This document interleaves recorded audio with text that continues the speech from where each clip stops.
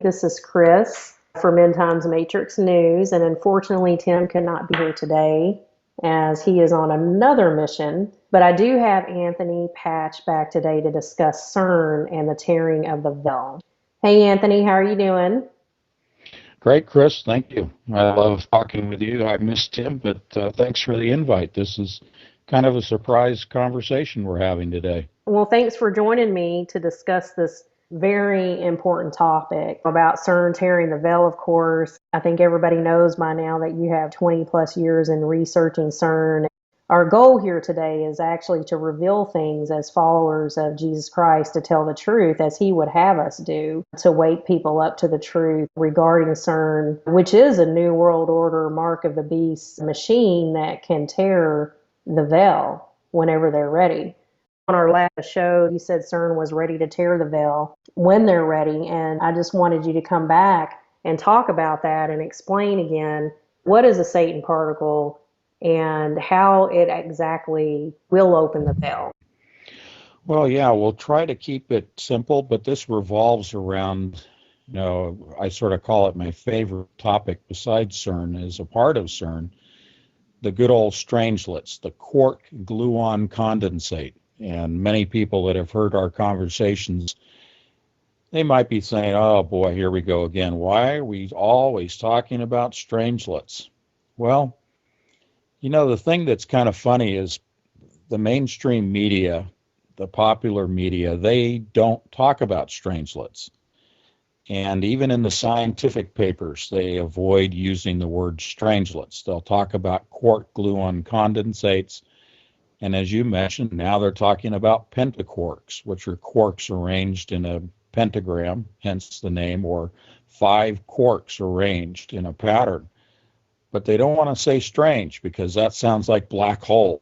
It sounds very scary. So everybody tries to avoid it. But we bring it right out in the open and we talk about strangelets because this is a weapon.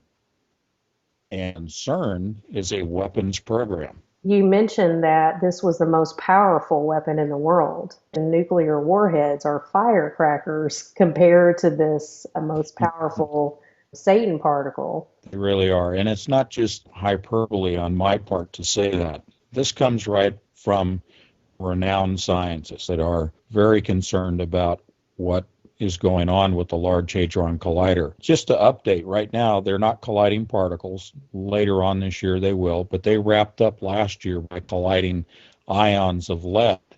And when you're colliding at high energy levels, you're creating strangelets. So this is the most powerful explosive in the known universe. This is the material that was formed right after the singularity of the Big Bang exploded. And in the timeline of the Big Bang, it predates, it comes before the so-called God particle, the Higgs boson. So this fits in between the start and then the formation of the Higgs boson. And this is what they're producing. And they've been producing in 2013 and all of last year, even with the collision of protons and lead, and then later on lead and lead being collided. All of those resulted in strangelets being produced. The thing that is scary is that it has some other characteristics.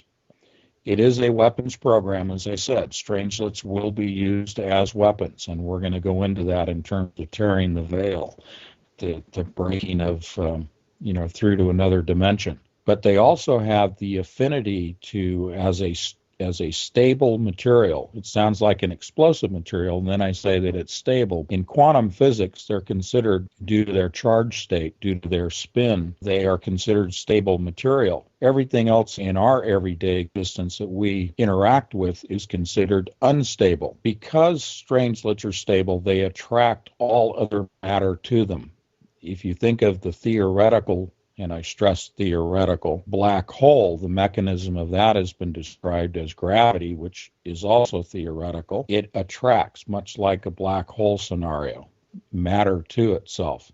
Also, it is so dense that strangelets cannot be contained. And they, if you will, fall from their point of creation, from the Large Hadron Collider to the center of the Earth, to the core. Once they reach the core, they then begin to attract matter to themselves.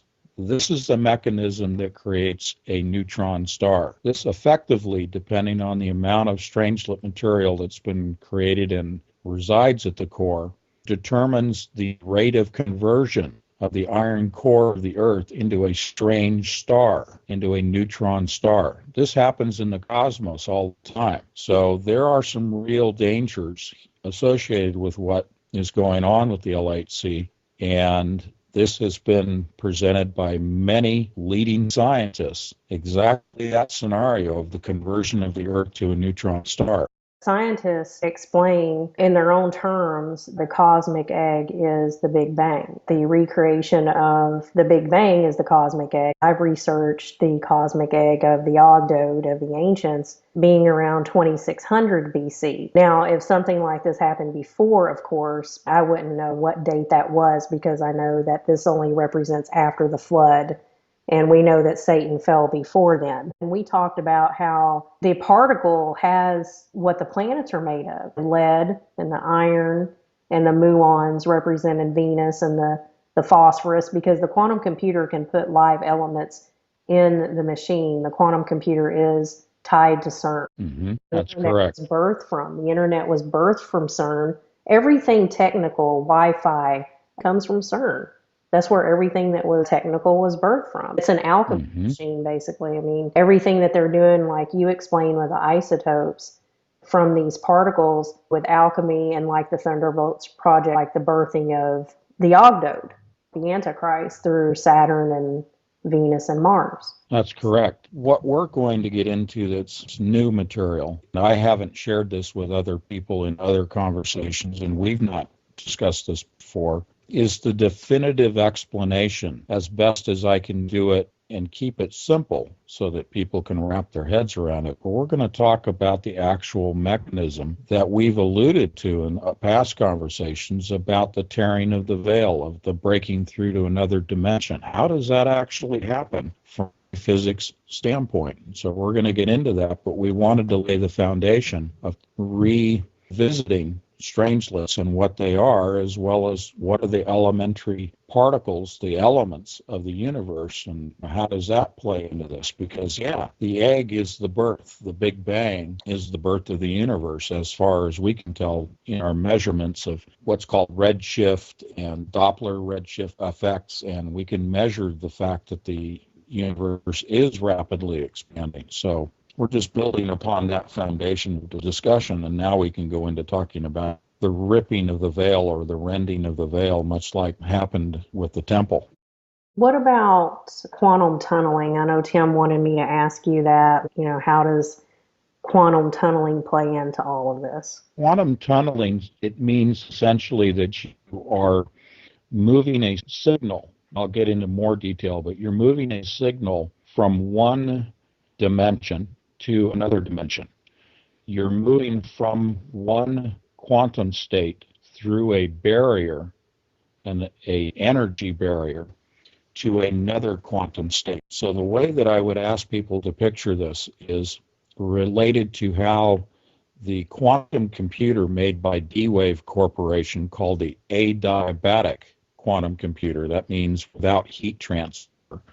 You'll even find this at their website. They have a graph in which they show, essentially, you might call it a mountain. It's a peak. At the bottom, it has a wide base, and it goes up to a fine point at the peak. So you have basically a pyramid. And on one side of this base, you have a digital signal. In this case, it's what's called a combinatorial program, a digital program that sends an electric signal through the base of this pyramid. That pyramid is an energy barrier, which represents a dimension, a dimensional barrier. It sends the signal through the base of that pyramid to the other side. So it pierces through, it tunnels through that energy barrier. Now, the reason that I say that it goes through the base and call it quantum tunneling, which is the accurate word, it's not my word, is that it is a shorter route to the other side of the energy barrier, to the other dimension.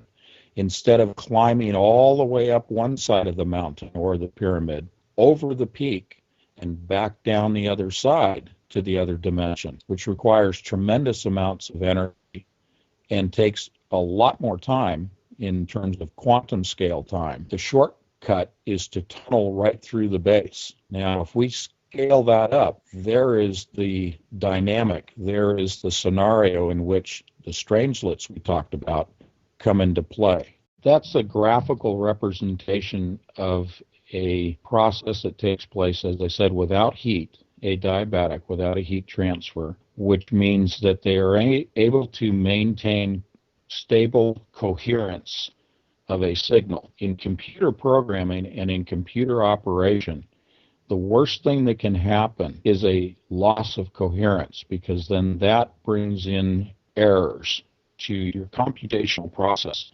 If you can maintain coherence, a steady state signal in a computer, then your ability to achieve a near perfect, near defect-free solution to a problem can be achieved. So they have a computer that operates in a super cold state, superconductive, not using any heat transfer, and it's shielded by a box. It's shielded from outside electromagnetic interference, like microwaves and radio signals. And the point here is we are going to make the leap from the quantum computer to the Large Hadron Collider and the opening of the portal, because the two mechanisms only vary in scale. The processes are nearly identical. That's why I give you the graphical representation of a pyramid or a sharp-peaked mountain to describe the process of quantum tunneling, because quantum tunneling is going to scale up and be used in my explanation of how the LHC is going to open the portal. What is your opinion on when they get ready to tear the veil? I know that you said that they've done their proof of concept. They can tear the veil whenever they're ready. So what do you think when they tear the veil? Like, how long will the veil open? How is the Birkeland currents going to be connected at that point? How is the plasma field going to envelope? How does all of that actually look like? The time in which the portal is open, the time in which the Birkeland currents are connected to Saturn, will be very short. I think we're looking at just a matter of just a few seconds in duration. The reason I'm kind of speaking slowly and deliberately is that it is important to understand what time is on a quantum scale. Normally in physics, when we're talking about things that are happening at the quantum scale, we're talking about things that happen almost in our frame of reference instantaneously. But you can break that down further and talk about picoseconds and nanoseconds. Those are the normal time frames in which things are transmutating in terms of changing from one element to another, for example, or when you're rearranging quarks. These are things that are happening very quickly. And the duration of stability of a quark gluon condensate typically, as I said, is only in nanoseconds, but now has moved up to stability of several minutes. In some literature, I've read that they've been able to have stable strangelets for as long as an hour. I say all of that so that people have a frame of reference. When I say a minute to 2 minutes to several minutes in which the portal is open, that's an eternity in comparison to picoseconds and nanoseconds of time. The reason that I say this is going to be a minute to several minutes in which the portal is open is because of the amount of digital information that is going to travel from one dimension into our dimension. The transmitting of digital information, people can understand if you relate it to electricity or the speed of our computers.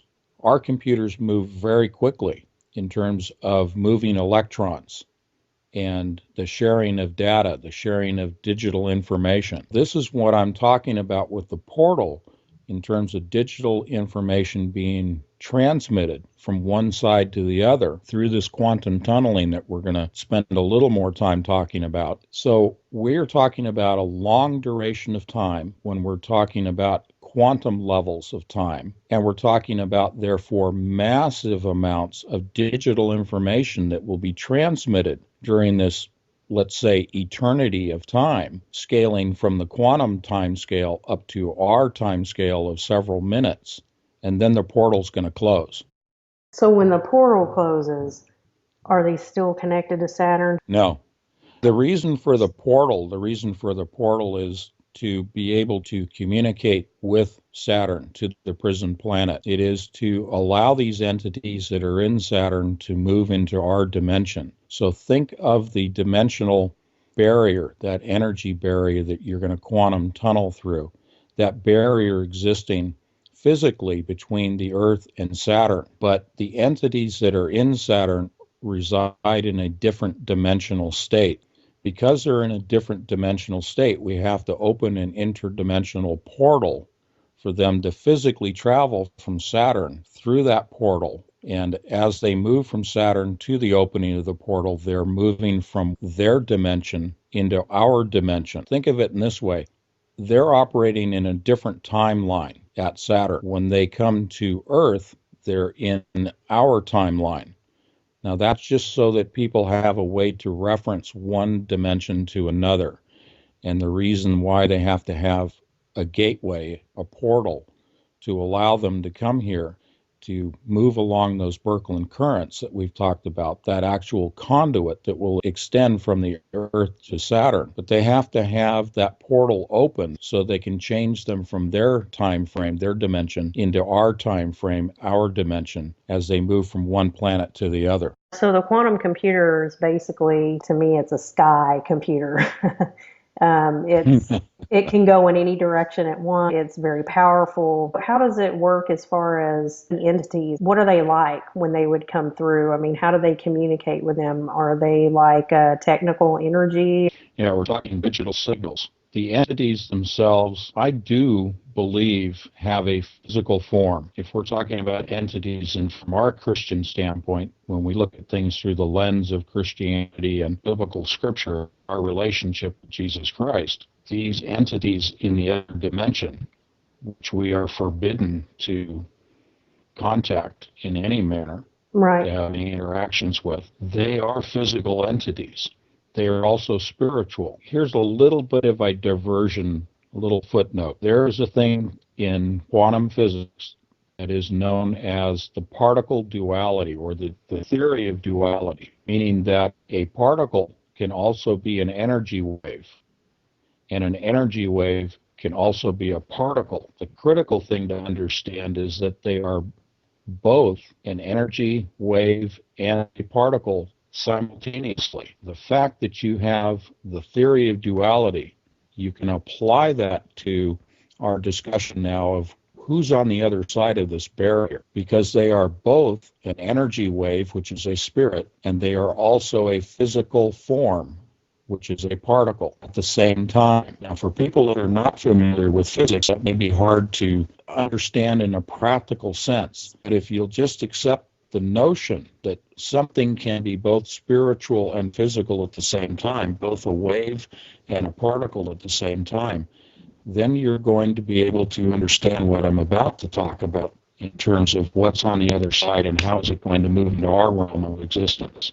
The quantum tunneling we sort of talked about as far as going through the base of the pyramid, and we were talking about the adiabatic quantum computer and how it does that. Well, the same thing happens at Cern with the LHC. What they're going to do is to use strangelets to break what's called the strong force. The strong force is one of the elementary forces of the universe. There's also the weak force, but we're talking about strong force that binds at the quantum level nuclear particles.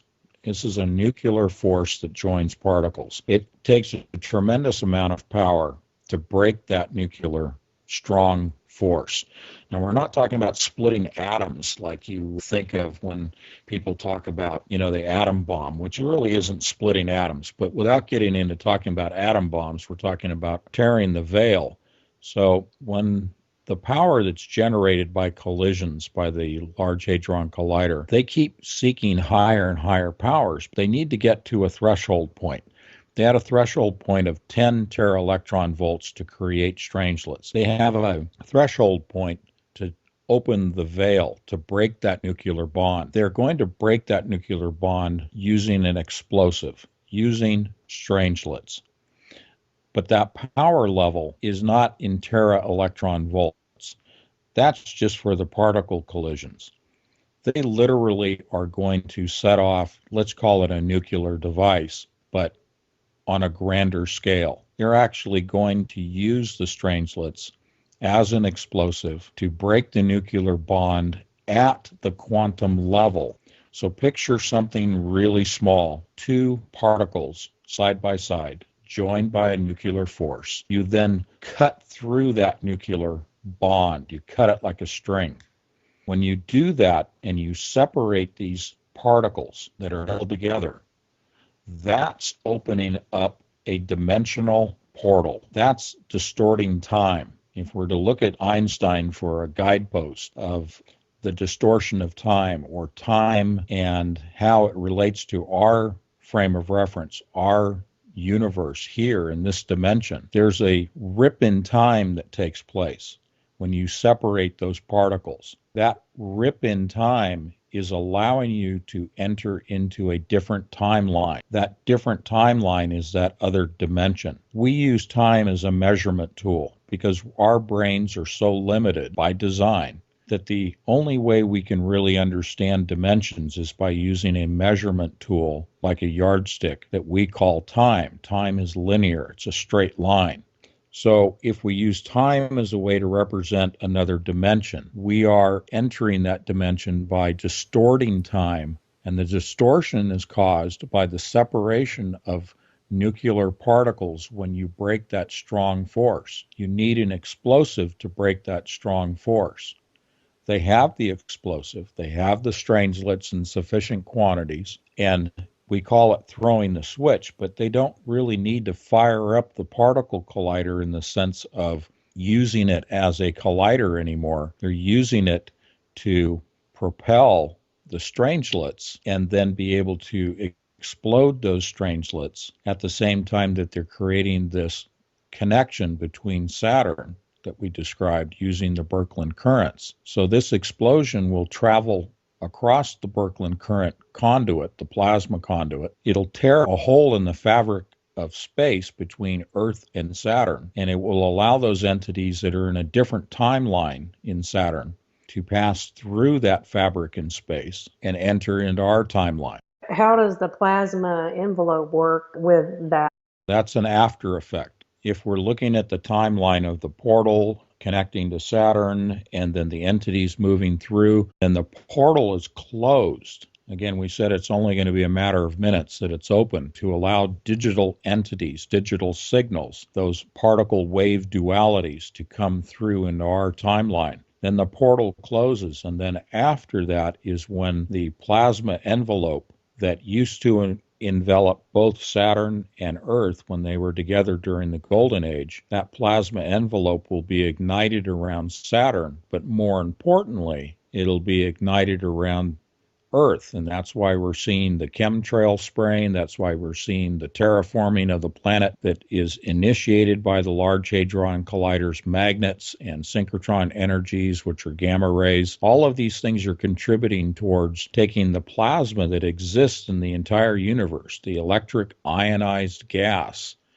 which is in the form of a plasma state, will be ignited by this explosion after the portal is opened and then closes, and the after effect is the envelope of plasma that does surround the planet will be, as I call it, igniting. There's a more scientific way of describing that, but it's energizing the plasma in an excited state, and that envelops the planet because of the strangelet explosion that takes place between Saturn and the Earth. You're igniting both envelopes that already exist around the two planets, but you're energizing those two to create the state or the status of the plasma that used to according to their storyline, that used to envelop the two planets. They're trying to recreate that level of plasma excitation that existed in their theoretical golden age.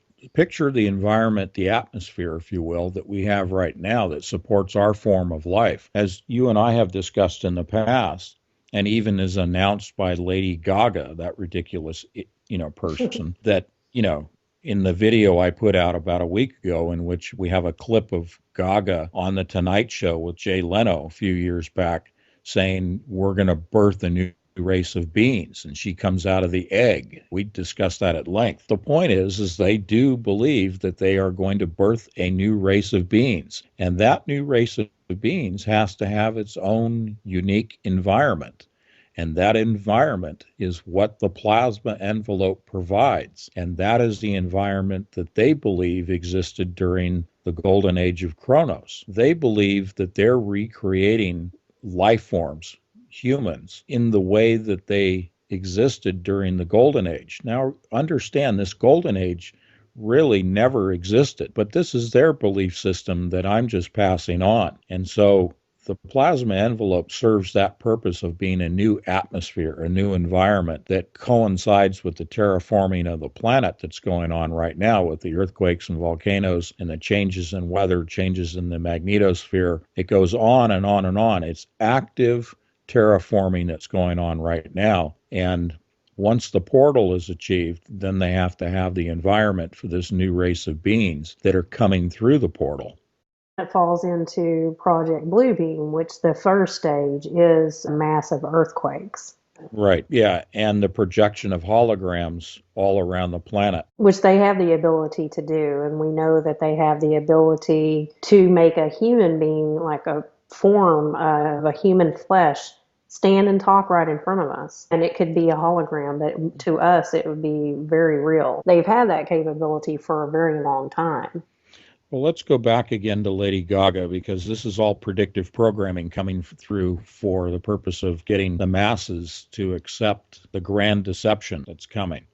And the grand deception is, our benevolent ancestors from the stars have returned to solve all of the world's problems. Well, they're going to use Project Bluebeam and holograms to do that. I did sort of a tongue-in-cheek video about Lady Gaga that perhaps at the Super Bowls she would appear as a hologram. Well, that didn't happen, but that was based upon her release prior to the Super Bowl of herself as a hologram in a commercial sponsored by Intel for the Grammy. She is presented as a hologram, and I was joking in a video about maybe she'll show up at the Super Bowl as a hologram. Well, just a couple of days ago, since the Super Bowl, People magazine put out an article saying the 6 people that we would like to see come back as holograms at the Grammys. They're perhaps either watched my video and decided to write, an article and say, yeah, hey, Lady Gaga, well, why not all these other 6 famous people that could come back as a hologram at the Grammys? I don't think they saw my video. I think it's synchronicity playing out. I'm thinking that for predictive programming purposes, to get the masses to accept holograms as something that's good, they're going to present Michael Jackson and some of these other past pop stars that have since deceased.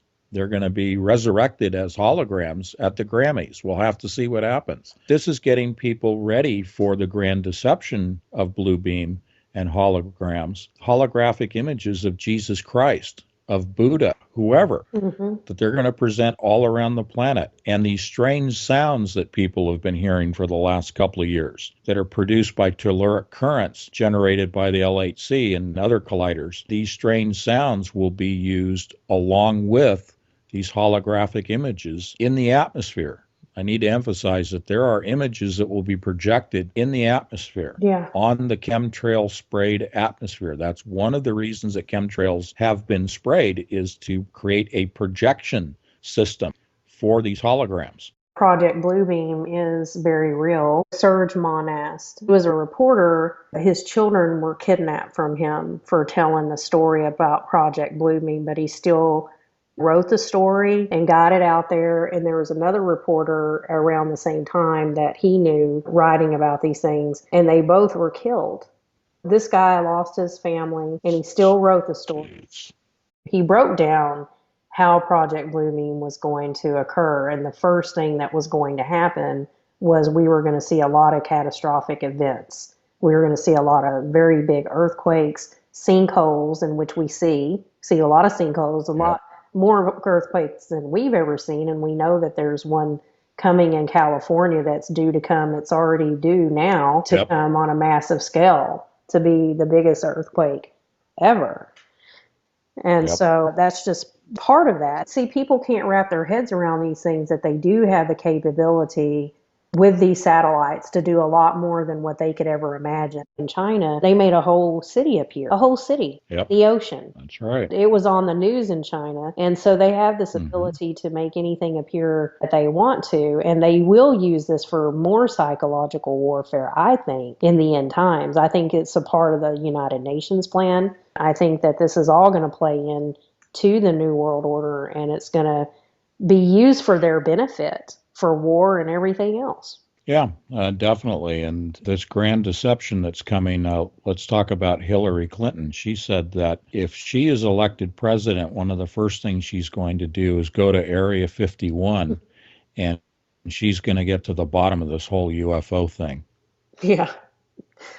Yeah, we talked about that in our last video. Oh, they're going to say that these entities that came through the portal are the benevolent ancestors, and that they have their UFO spaceship. And again, that's going to be holograms. They're going to say that, they've traveled here through a dimensional portal. The LHC was successful, that if we just do what we're being told to do, because these are the answers to solve all the problems, then you can have your new world order, you can have your one world leader and your one world religion, because our ancestors are saying that we need to do this to save ourselves from ourselves.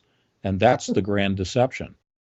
They're going to want everyone to believe a lie. People will want to believe, when there's a catastrophic event. I said before, with the $100 bill having the nuke going in New York City, people not being able to buy food without the mark of the beast, without the new system in place with the new trade. People are going to want technology. They're going to want everything to get back to normal again. And this is going to be their new peace and their new plan for the world. That, like we said before, this is what they're going to come against the people that are awake, like we're crazy.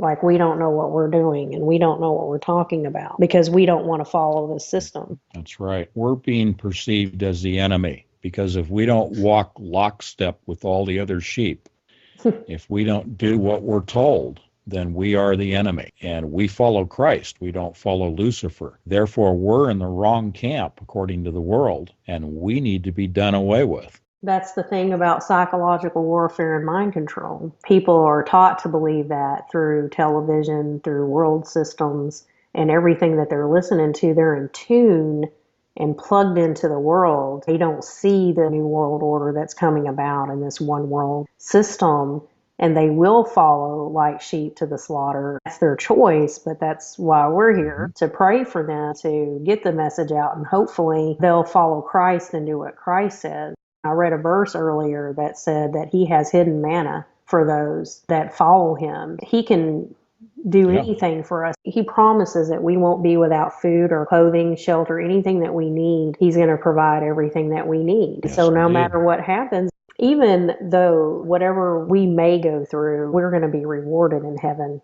And I'm going to see you there. I'm going to see Tim there. Oh, yeah. And we're going to have a good old time. And it's going to be a glorious thing. And we're going to be happy. There's going to be no more judgment and no more pain, no sadness. Everything is going to be better than what we can even imagine. Yeah, to dispel the fear is where you're going with that. And I wholeheartedly agree. We should spend more time, I'm saying people in general, we should spend more time focused on the light, focused on the love of Jesus Christ, and not so much on being fearful of a already defeated foe who's trying to trick us. It's easy for us to get caught up in studying the physics and studying the occult and studying the ancients, the popular culture, and say, wow, look at all these dangerous things. Look at all this horrible activity that's going on. I want to share with people that behind all of that, Chris and Tim and myself, we are focused on our relationship with Jesus Christ and the Holy Spirit. That's where our minds dwell. We dwell on things above. We dwell on things that are not of this earth. And yet we have a mission to carry forward and show to people the nefarious things that are going on so that they will not be tricked, that they will not be lied to, that they will not be deceived. That's our purpose. It's not to scare people. The thing is to understand and to believe that God is in control. And going with God, going with Jesus Christ, gives you that peace of mind and gives you that courage and that lack of fear to do whatever it is that He's called you to do. This is my calling. This is Chris and Tim's calling. We're just responding to that calling. That's as simple as that. God didn't give us a spirit of fear. He's actually way more powerful than anything Cern can do. He is way more powerful than any of the fallen angels or entities or anything like that. And Jesus already won. And the Bible says that. He said it is finished.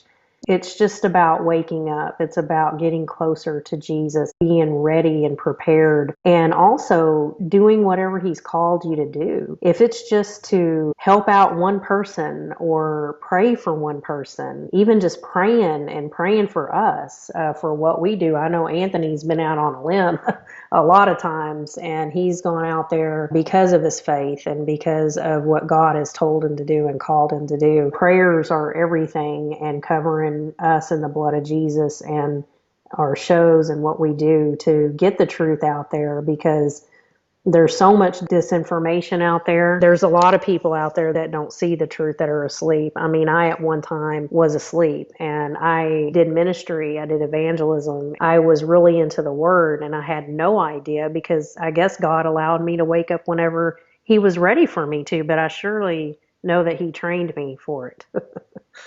He Yeah, prepared me definitely. for it. Yeah, and it reflects in the incredible connections that you make and understanding genealogies and the family connections and all of these gods and sub-gods. And you have a genius for the area of study that you're in. And He has blended us together in a three-way. Isn't that interesting? Yeah. In a three-way team. You guys really are the ones that brought me out into the public. I mean, I'd been doing all this research and stuff in a vacuum, and you contacted me, and I know that that was because it was the Lord's timing, and it was His moving of you to contact me a year ago. That's what really started this whole snowball of you guys with End Times Matrix News and me with my stuff. We haven't gotten together as much as we've wanted to because both of us have been overtaken with all of the things that we've had to do in terms of reaching out to other audiences and get the word spread. And so finally we're coming back together. And I think it's because, and here's the title of that infamous book, but it's the coalescing of events and things that are coming together, the popular culture coming together, the activities in the Middle East with the Saudis coming with 350,000 troops to the Syrian border now. We've got the economic, the political, the scientific. We have all these things that are pulling together into a nexus, into a hub at the same time. So I think the Lord is making the time for you and me and Tim to get back together and have these conversations, because that's where it all started, was the three of us a year ago talking and sharing our respective missions and our callings with the audience. Things are getting closer and closer. Look at what CERN has accomplished. Look at what Obama's done and all the executive orders and the trade agreement, gun control. All of these things are coming into play. And we put all these things together. We put the ancients together. You put the physics together. When we put those things together, we understand that CERN is based on alchemy and the Ogdoad. It is an alchemy machine, and it is tied to the planets. And the planets are tied to the fallen angels. Just to put those things together, to understand that knowledge, and for God to show us the truth, like He said in the end times, a lot of things are going to be revealed. Knowledge is going to increase. And it must increase because the occult is letting out a lot of their knowledge, and they're tricking people into believing it for the New World Order so they can make people as slaves. And as I called Nimrod, the soul hunter, that's what he is. And the Antichrist is the soul hunter. And that's what he wants, is he wants to be God, and he wants as many as souls as he can take down with him. But he didn't win. And so those who take the mark of the beast, they will not die. They will suffer for a period of time before they are cast wherever God is going to cast them. The angels are going to pour out their bowls, and they're going to get sores all over their face. The fifth trumpet is when the abyss is going to open. The sixth trumpet's going to sound, and the angels of the Euphrates rivers is going to be released, and the Euphrates River is right there where Syria is. Those two rivers have a lot to do with everything, with the Garden of Eden, with trade, with Mesopotamia. That's why they're having war there. That is why all this chaos is happening and all this stirring up. It's no coincidence that all of this is happening while Cern is ready to push the button. Well, I have said in the past that it's somewhat like the magician who uses one hand to distract while the trick is being done by the other. I think that the timing is going to be a flipping of the switch with Cern for this portal scenario that will coincide with Damascus ceasing to exist. And as Jonathan Kleck has said, and I like Jonathan Kleck, I like his gift, when the nukes come down, we go up. Well, if it's the nukes that fall on Damascus, then that would be perhaps the time of the rapture. Now, again, I understand we are not to know. I'm not putting a date to anything, but we do know the season. Yeah. We are given that to know the season. And it does appear that we're very close to seeing Damascus. It's already a ruinous heap. Putin had said a couple of days ago they're conducting what they call an exercise. Well, it's the largest exercise that has ever been put together in military history, including World War II. And we're talking about an exercise, not a battle. Wow. But 350,000 troops, 2,480 tanks, it goes on and on. But Putin has said, if you guys bring these forces to the Syrian border, I will use tactical nuclear warheads as a first strike option against this overwhelming massive force, larger than the forces that Russia has presently in Syria. He knows that in order to prevent being overrun, he has to use tactical nukes. Well, that fits right into this whole thing of Damascus disappearing overnight. Yeah. So we may be that close. I'm not saying we are. I'm just saying we may. There's truce talks and ceasefire talks going on, and maybe it'll play out that they'll finally back away from the precipice, and we'll have another extension of time. It's extraordinary to look at this taking place right now. It is. We have what the Bible says about the Euphrates River dried up. It's already dried up. The red heifer is already born. The third temple is already ready. We got the peace talks going on. We're there. We're right there. We are, and I don't think we're going to be here to see the flipping of the switch with Cern. I don't think we're meant to be here when that happens, because this is a tool of judgment. That's why this is being allowed to progress like this. It's a tool of judgment. It is a tool of wrath for the last 3.5 years, which is the Great Tribulation. Now, we may be in the tribulation now, the first 3.5. I don't know. I don't need to know. I only need to know what I'm being led by the Lord to understand. Going back to my magician's thing, I think that when Damascus is hit, that's when Cern is activated. One hand versus the other hand. So the distraction is the Middle East, while the real game is at Cern, Geneva, Switzerland. Wow. I'm not saying I know. I certainly never have set myself up to be a prophet, and I'm not one now. I'm just kind of looking at it and saying, it wouldn't surprise me if it played out that way, but we're just going to have to watch. We're just observers, really, at this point. If the Lord cares to share more insights and revelations with us, then that's what he wants us to do. We'll pass them along. I want to thank people that do pray for us and people that do the intercessory prayer for us and cover us with the full armor of God through prayer. I get a lot of emails from people that are supportive. I get a lot of comments to videos that are supportive, and I focus on the supportive ones and the positive ones, and I thank everybody out there that does pray for us, because that's what keeps us safe.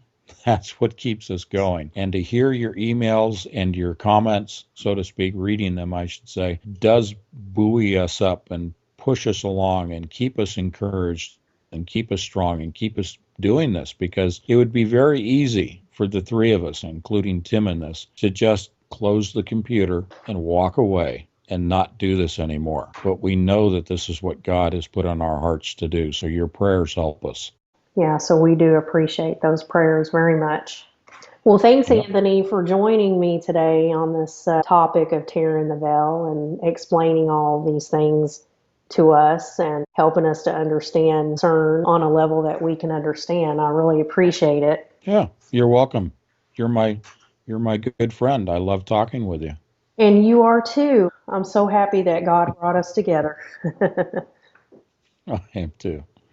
All right. Well, we'll talk again. Thank you, and God bless you, my friend. You too.